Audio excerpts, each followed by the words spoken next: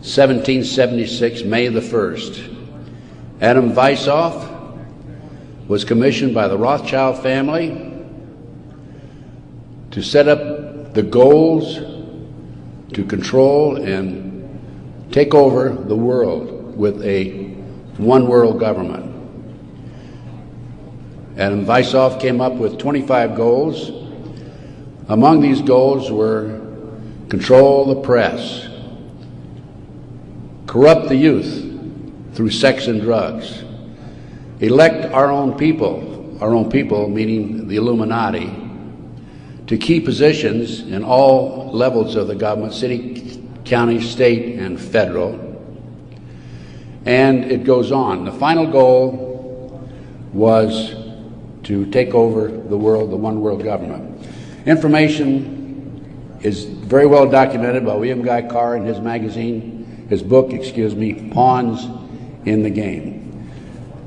When I retired, I had no idea what was going on. I had no idea about the Illuminati. I had no idea about Adam Weishaupt. However, my first major investigation when I returned from Puerto Rico was the Dr. Jeffrey R. McDonald case. He's a former Green Beret doctor who was convicted of murdering his wife and 2 children at Fort Bragg, February 17, 1970. He'd been tried and convicted and sentenced to 3 consecutive life sentences.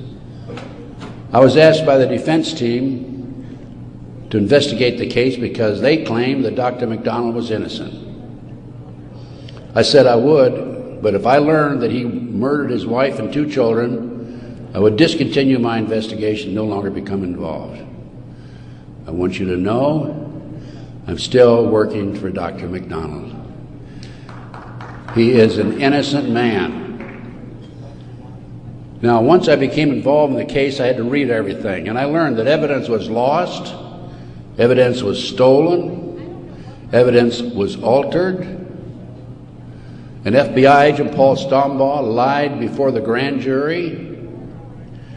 And most important of all, Colette, the wife, had skin where she had fought off the assailants under her fingernails. That skin was handed over to William F. Ivory, the chief investigator for the Army, and it has disappeared. 10 months into the case, October 25, 1980, I, through a series of circumstances, I don't have time to go into the details now, obtained a signed confession from one Helena Stokely. I had 3 sessions with her, 10 days each, total of 30 days. Helena told me that Dr. McDonald did not commit those crimes, that they were committed by her satanic cult group. And I said to myself, what's this all about? I don't know anything about Satanism. I read about it in the Bible, of course, and that's about it. But as I delved into the case, I learned that drugs from Southeast Asia were being flown into the United States to various military bases in plastic bags in the bodies of the dead GIs.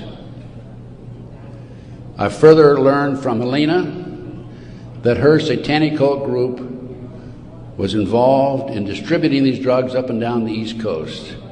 They were mad at Dr. McDonald because he was abusive to the cult members and the GIs who went to the civilian hospital where he was moonlighting for relief of some sort. So they went in and attacked him that night. There were a total of 7 involved in the crime. She named them all for me. Right now, today, I know where some of them are located.